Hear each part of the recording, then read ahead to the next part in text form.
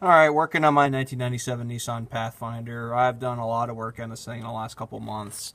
New distributor. This is actually a Napa distributor. The one I got originally from Rich Porter. Two I got from Rich Porter were junk.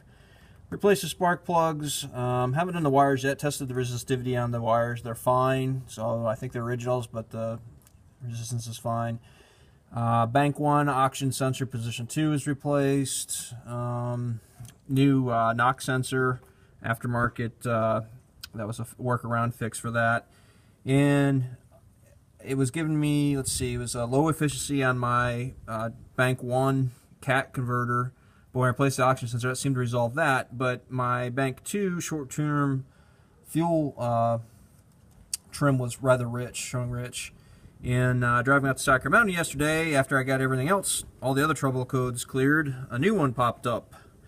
Oops, P0150. Oops, what's going on here? Yeah, P0150, the O2 sensor circuit.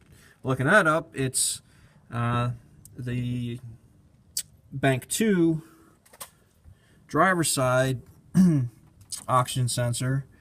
And it said it could be a couple things. Could be the oxygen sensor itself, or it could be a exhaust leak. And looky here, what do we have right about here?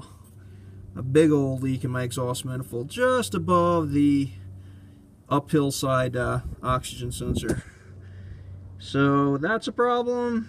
And then I've got actually another crack. I don't know if I can see it here. It's hard to get the camera on it right there, down beside the cam for the throttle position, right about there. So now, I don't know, I'm tempted to try that the chemical patch fix. Problem is, this crack here, it's pretty near structural. I mean, it's almost cracked off, that pipe is there.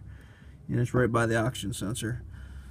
So, I don't know. It's going to be a lot of work. There's a lot of work just to get the heat shields off this stupid thing. A lot of work, and ended up, instead of pulling the EGR tube, because I don't want to yank on that, I ended up just cutting the damn thing. Took the 4 bolts out. I was rather pleased that I got all 4 of the bolts out without, 3 I guess, 3 bolts without stripping them or losing them, breaking them off inside the manifold.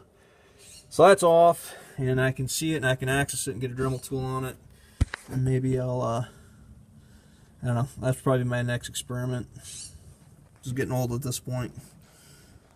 Both the age of the truck and the situation itself is getting old.